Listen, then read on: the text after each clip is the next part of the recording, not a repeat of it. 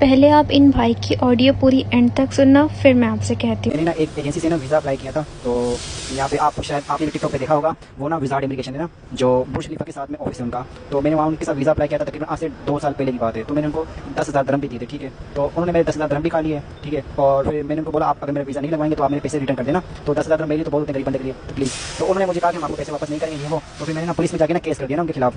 तो फिर मैंने केस किया उनके खिलाफ। तो उन्होंने क्या किया, पैसों वाला जो केस नहीं था, पैसों वाला केस वो उन्होंने मेरे ऊपर कर दिया, ट्रेडिंग करके। वो उन्होंने इस चीज़ का केस किया कि हमारे को ये कॉल करके ब्लैकमेल करता है, ऐसा वैसे ये वाला केस कर दिया। तो अब मैं पाकिस्तान भी नहीं जा सकता हूँ और मेरे पे उन्होंने झूठा केस किया है, ठीक है। और मैंने जो उनके ऊपर केस किया था ना, वो उन्होंने मुझे ऑफिस में बुला के बिठा के, और उस आदमी ने क्या किया, कुरान के ऊपर हाथ रख के अपना केस खत्म करवा लिया। मेरे सामने कलमा भी पड़ा और कुरान के ऊपर हाथ भी रखा। तो मेरे को कहा कि आप मेरा केस खत्म कर दें, मैं आपके पैसे भी रिटर्न कर दूँगा और मैं आपका केस भी खत्म कर दूँगा, फिर आप पाकिस्तान जा सकते हैं। तो मैंने बोला ठीक है मैं कर देता हूँ। अब मैंने उनका केस खत्म कर दिया ना, वो मेरे पैसे रिटर्न कर रहे हैं, तो पैसों को तो छोड़ो और मेरा केस भी खत्म नहीं कर रहे, मुझे जलील कर रहे हैं। अस्सलाम वालेकुम फ्रेंड्स, कैसे हो? आज इन भाई की बात सुन के दिल को तकलीफ़ हुई है, लेकिन अल्लाह जब आपको इस परेशानी में डाले हैं तो निकालेंगे भी वही, रास्ते भी वही बनाएंगे इंशाल्लाह। लेकिन आपसे कहना ये है कि परदेसी अपने मतलब से परदेस नहीं आता है, उसकी मजबूरियाँ, उसकी फैमिली को एक अच्छी ज़िंदगी देने के लिए वो परदेस आता है, वरना कौन चाहेगा अपने मुल्क और अपनी फैमिली को छोड़ के रहना। लेकिन कुछ लोग इन मजबूरियों का फ़ायदा इस तरह से उठाते हैं कि हदें पार कर देते हैं।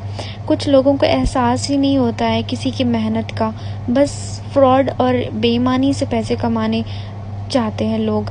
ऐसा ये बहुत लोगों के साथ हो चुका है, हो रहा है। दुनिया के हर कोने में ऐसे लोग बसे हैं और इनको ख़त्म हम नहीं कर सकते। हम इनके हक़ में दुआ कर सकते हैं और इस वीडियो को शेयर करके उन लोगों तक पहुंचाओ जो ऐसे काम करते हैं, ताकि उन लोग को शर्म आ जाए ऐसे काम से।